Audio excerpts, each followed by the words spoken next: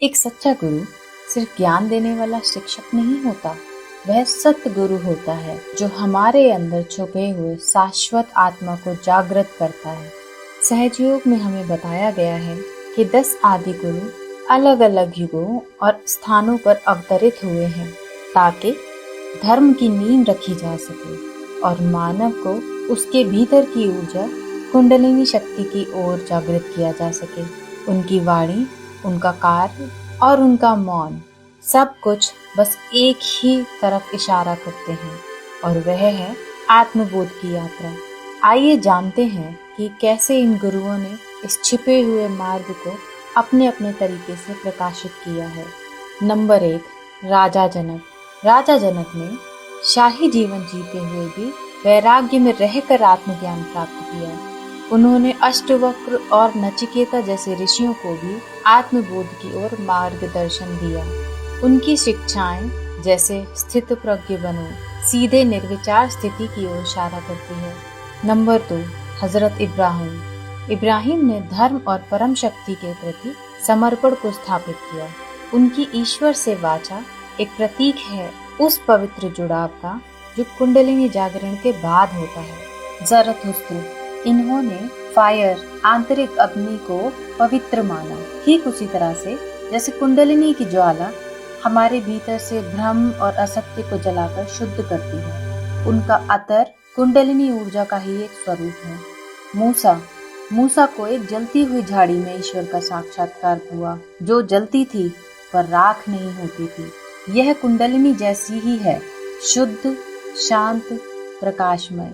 उनके 10 आदेश धर्म और आत्म शुद्धि की ओर संकेत करते हैं। लाओ का वो वेई सिद्धांत प्रयास रहित क्रिया कुंडलिनी के सहज प्रवाह जैसा है। उनका ताओ उसी सुषुम्ना नाड़ी की तरह है जो अदृश्य है पर सबको जोड़ती है। कन्फ्यूशियस ने नैतिक संतुलन और सामाजिक सामंजस्य की बात की, जो हमारे ईड़ा और पिंगला नाड़ी को संतुलित करने जैसा है। तभी कुंडलिनी सहज चेतना से ऊपर उठ सकती है। सोक्रेटिस।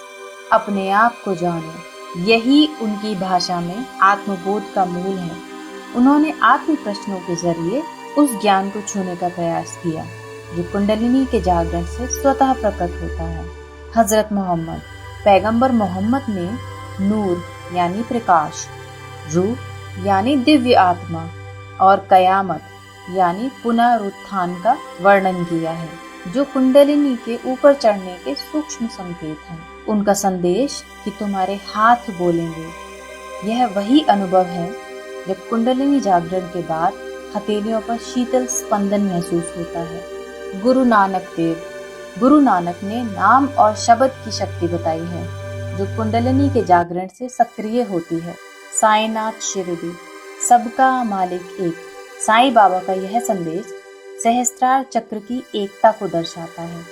उन्होंने भविष्यवाणी की थी कि एक ऐसी शक्ति आएगी जो सामूहिक आत्मबोध कराएगी और वह शक्ति है श्री माता जी निर्मला देवी। सिर्फ इन 10 गुरुओं ने ही नहीं, संत कबीर ने भी कुंडलिनी के बारे में बहुत सुंदर भाव में अपनी कविताओं में लिखा है। उनकी रचनाएं जैसे झीनी झीनी बीनी चदरिया उसी गहराई को दर्शाती है जो कुंडलिनी जागरण में भीतर अनुभव होती है। इन सब गुरुओं ने कुंडलिनी की ओर संकेत दिए, किंतु श्री माता जी निर्मला देवी ने इसे खुले रूप में जागृत करने का तरीका दिया। 1970 में उन्होंने सहस्त्रार चक्र को सामूहिक रूप से खोला, जिससे आत्मबोध हर इंसान के लिए संभव हो पाया।